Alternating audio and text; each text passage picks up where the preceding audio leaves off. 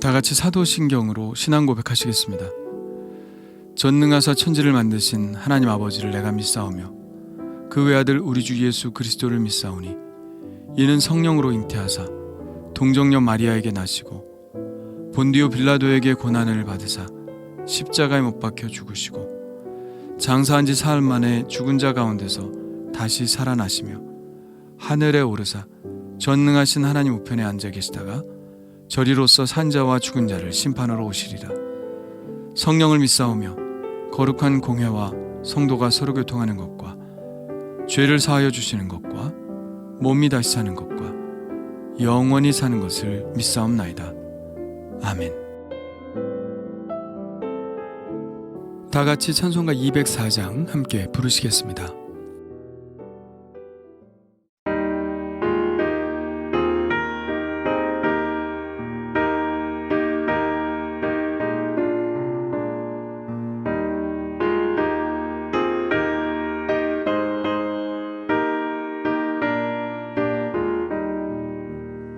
주의 말씀 듣고서 주내 가는 자는 반석 위에 터닫고 집을 지은 같아. 비가 오고 물나며 바람 부딪혀도 반석 위에 세운 집 무너지지 않네. 잘 짓고 잘 짓세 우리 집 잘 짓세. 만세 반석 위에도 우리 집 잘 짓세. 주의 말씀 듣고도 행치 않는 자는 모래 위에 터닫고 집을 지은 같아. 비가 오고 물나며 바람 부딪힐 때 모래 위에 세운 집 크게 무너지네. 잘 짓고 잘 짓세 우리 집 잘 짓세. 만세 반석 위에도 우리 집 잘 짓세. 세상 모든 사람들 집을 짓는 자니 반석 위가 아니면 모래 위에 짓네. 우리 구주 오셔서 지은 상을 줄때 세운 공로 따라서 영명상벌 주리. 잘 짓고 잘 짓세 우리 집 잘 짓세. 만세 반석 위에도 우리 집 잘 짓세.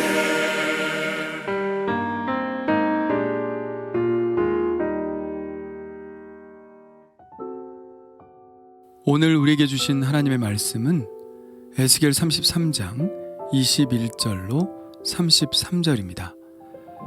다 같이 한 목소리로 읽겠습니다. 우리가 사로잡힌 지 12째 해 10째 달 5째 날에 예루살렘에서부터 도망하여 온 자가 내게 나와 말하기를 그 성이 함락되었다 하였는데, 그 도망한 자가 내게 나오기 전날 저녁에 여호와의 손이 내게 임하여 내 입을 여시더니 다음 아침 그 사람이 내게 올 때에 그때에 내 입이 열리기로 내가 다시는 잠잠하지 아니하였노라.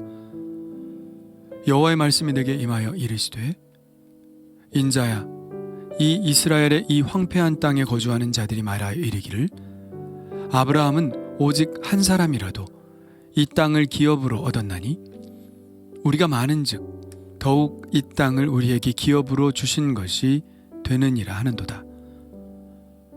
그러므로 너는 그들에게 이르기를 주 여호와께서 이같이 말씀하시되 너희가 고기를 핏째 먹으며 너희 우상들에게 눈을 들며 피를 흘리니 그 땅이 너희의 기업이 될까 보냐.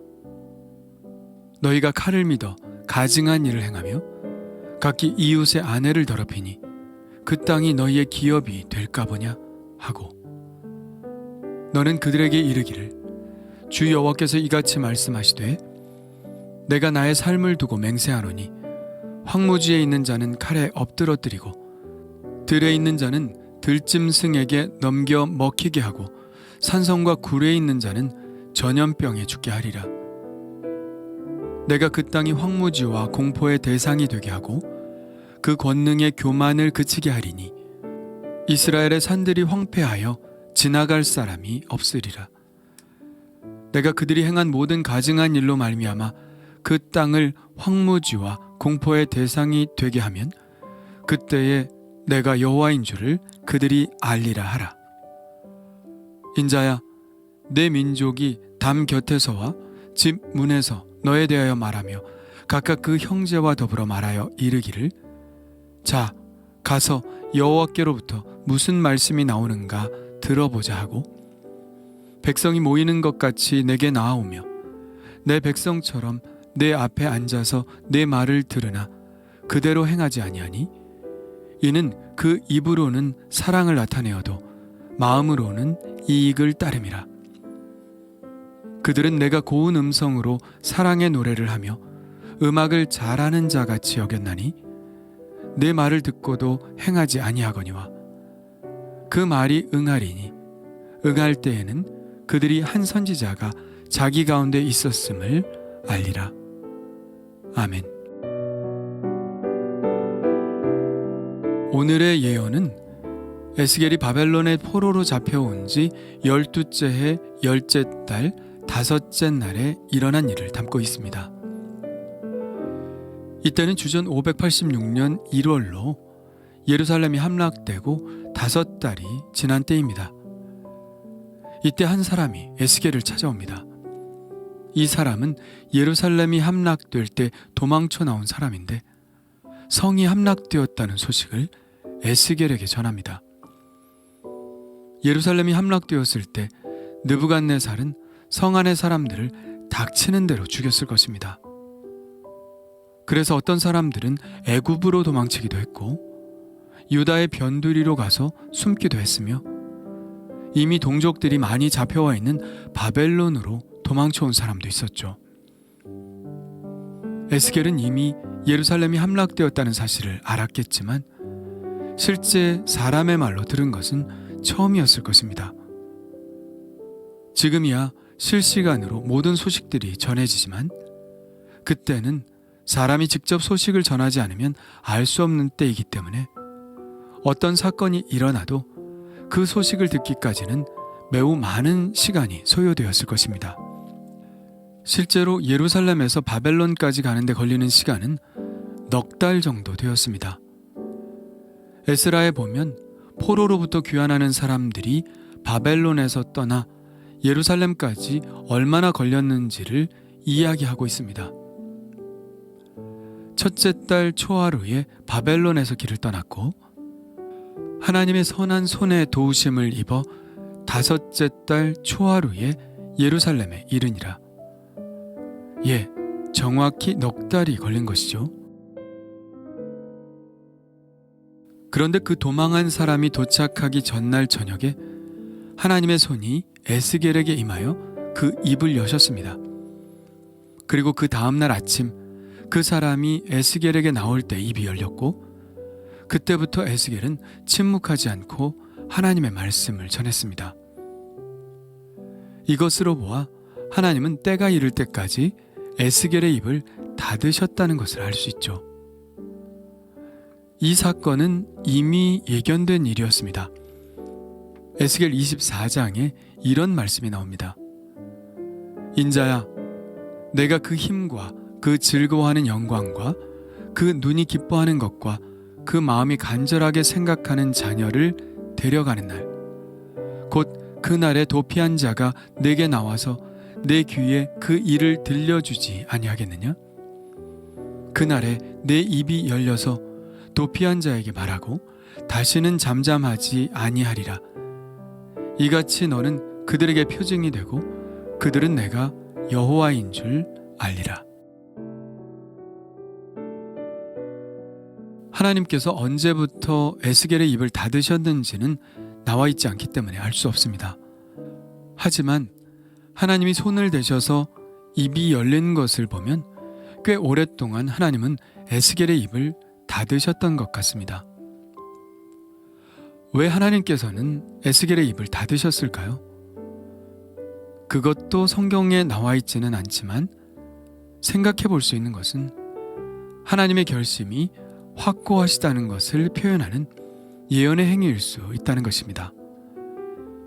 예루살렘이 정복되는 것, 하나님께서 예루살렘의 진노를 쏟으시겠다는 것은 더 이상 여러 말이 필요 없는 하나님의 확정된 계획이기 때문에 사람들이 아무리 물어도, 사람들이 아무리 이런저런 말로 떠보아도 에스겔은 그저 침묵하기를 택한 것이죠. 우리도 가끔 우리의 생각과 다른 하나님의 결정이 났을 때 그것에 순복하지 못하고 이렇게 저렇게 하나님께 기도하는 경우가 있습니다. 그러나 그럴 때 하나님은 침묵하시죠. 우리는 이 하나님의 침묵의 의미를 알 필요가 있습니다. 그것은 이미 하나님이 마음을 정하셨다는 뜻일 수 있는 것이죠. 하나님이 입을 여신 후 하신 첫 번째 예언은 이스라엘 땅에 남아있는 자들을 향한 말씀입니다. 그들은 이렇게 말합니다. 아브라함은 오직 한 사람이라도 이 땅을 기업으로 얻었나니 우리가 많은즉 더욱 이 땅을 우리에게 기업으로 주신 것이 되느니라.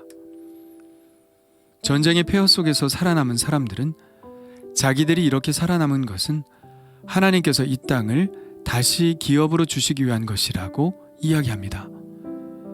참으로 긍정적이죠. 그들은 하나님의 심판의 의미를 알지 못한 채 살아남았다는 이유 하나만으로 그들이 죽은 자들보다 복된 인생이라고 생각하고 있는 것입니다. 그러나 과연 전쟁의 소용돌이 속에서 죽은 사람들만이 심판을 받은 것이고 자기들은 하나님의 구원을 얻은 것일까요? 아닙니다. 모든 것을 결과로 보고 판단하는 것은 잘못된 판단 방식이죠. 그들은 보다 철저히 자신들의 죄에 대해 생각하고 하나님이 심판하신 이유에 대해서 생각했어야 합니다. 하나님은 그들이 그렇게 하길 바라셨죠. 그러나 그들은 살아남았다는 그 사실 하나 때문에 그들의 죄를 돌아보지 않고 회개함으로 하나님께 나아가지도 않고 있는 것이죠. 이런 일은 전에도 있었습니다. 11장에 보면 에스겔처럼 1차 포로로 많이 잡혀갔을 때 남아있던 사람들이 사로잡혀간 사람들에게 이렇게 말하는 것을 봅니다. 너희는 여호와에게서 멀리 떠나라. 이 땅은 우리에게 주어 기업이 되게 하신 것이라. 하나님이 자기들에게 이 기업을 주셨고 포로로 잡혀간 사람들은 하나님에게서 떨어져 나간 것이라고 말하고 있죠. 그러나 그렇게 말하는 그들에게 하나님은 오히려 포로로 잡혀간 사람들에게 자비를 베푸시고 회복시키시며 그들을 다시 돌아오게 하실 것이라고 말씀하십니다. 역사는 반복되고 사람들이 생각하는 방식은 전혀 변함이 없는 것 같습니다. 하나님의 뜻은 전혀 생각하지 않고 자신의 상황에서 모든 것을 해석하는 자기중심적인 생각에서 벗어남이 없습니다. 그렇게 호된 심판에도 불구하고 자신들의 죄를 돌아보지 않는 그들에 대해서 하나님은 다시 한번 심판의 메시지를 단호하게 선포하십니다. 살아남아 황무지에 있는 자들은 칼에 엎드러지고 들에 있는 자들은 들짐승들에게 먹히고 산성과 굴에 있는 자들은 전염병에 죽게 될 것이라고 말씀하시죠. 하나님의 심판의 목적은 여전히 그들의 교만을 그치게 하는 것입니다. 하나님의 심판은 낮아져서 자신의 죄를 보고 또 하나님의 자비하심을 구하라는 목적인데 여전히 교만하여 회개하지 않는 모습에 하나님은 당신의 심판을 멈출 수 없는 것이죠. 징계의 목적은 그들이 온전히 하나님께로 돌아오는 것이기 때문입니다. 유다 땅에 남아있는 사람들에 대해 말씀을 선포한 후 에스겔은 이제 바벨론 땅에 포로로 잡혀온 사람들에게 대해서도 쓴소리를 아끼지 않습니다. 포로로 잡혀온 사람들은 3355 모여 에스겔에게 가자고 말합니다. 자, 가서 여호와께로부터 무슨 말씀이 나오는가 들어보자. 그렇게 모인 백성들은 에스겔 앞에 앉습니다. 그리고 에스겔의 말을 듣지요. 듣는 것까지는 좋습니다. 그러나 에스겔의 비판은 그들이 하나님의 말씀을 듣기는 들으나 그대로 행하지는 않는다는 것입니다. 그 입으로는 사랑을 나타내지만 마음으로는 자기의 이익을 따른다는 것이죠.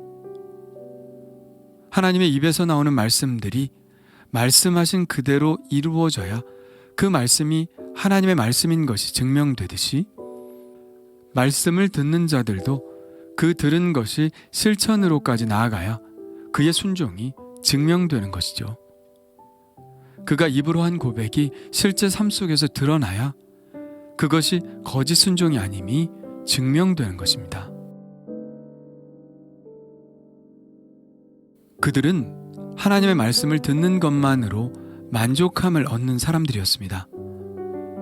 음악을 듣고 그 시간을 즐긴 다음, 그 다음 또 아무 일 없었다는 듯이 제자리로 돌아가는 것처럼 그들은 하나님의 말씀도 그렇게 들었습니다.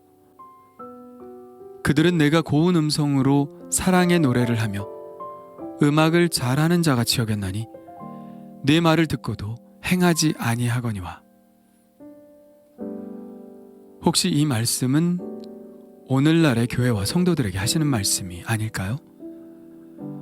요즘 많은 설교자들은 그들의 설교를 예술의 경지에까지 끌어올립니다. 논리적이고 감동을 주고 때로는 웃게 하기도 때로는 울게 하기도 하죠. 성도들은 앉아서 그 설교가 얼마나 아름다운지, 얼마나 웅장한지, 얼마나 가슴을 파고드는지를 평가합니다. 그러고는 끝이죠. 그 설교가 설교자의 능력을 평가하는 것일 뿐, 그 설교가 자신들의 행실을 바꾸려는 목적으로 행해지고 있다는 사실을 삶으로는 부정하고 있습니다. 그러나 진정한 하나님의 말씀은 살아있고 활력이 있어 좌우에 날선 어떤 검보다도 예리하여 혼과 영과 및 관절과 골수를 찔러 쪼개기까지 하며 또 마음의 생각과 뜻을 판단합니다. 하나님의 말씀은 하나도 땅에 떨어지지 않죠.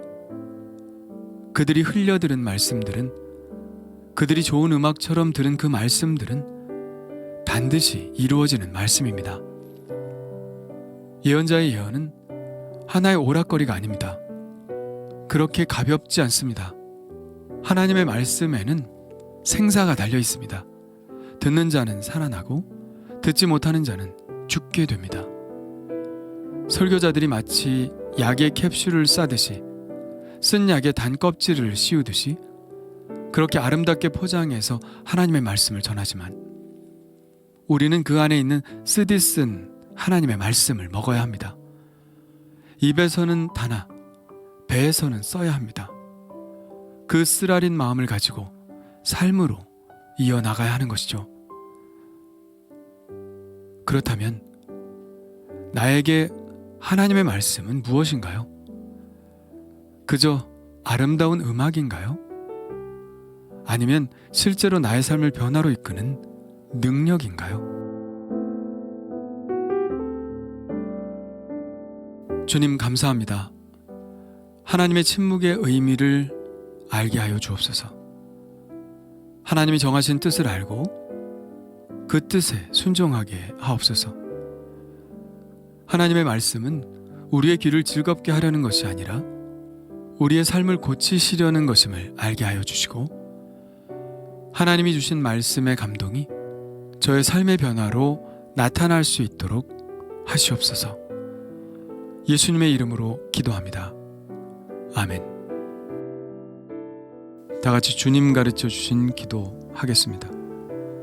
하늘에 계신 우리 아버지여, 이름이 거룩히 여김을 받으시오며 나라가 임하시오며 뜻이 하늘에서 이루어진 것 같이 땅에서도 이루어지이다. 오늘 우리에게 일용할 양식을 주시옵고, 우리가 우리에게 죄 지은 자를 사하여 준 것 같이 우리 죄를 사하여 주시옵고, 우리를 시험에 들게 하지 마시옵고 다만 악에서 구하시옵소서. 나라와 권세 영광이 아버지께 영원히 있사옵나이다. 아멘. 우리 이제 각자 하나님께 기도하는 시간을 갖겠습니다.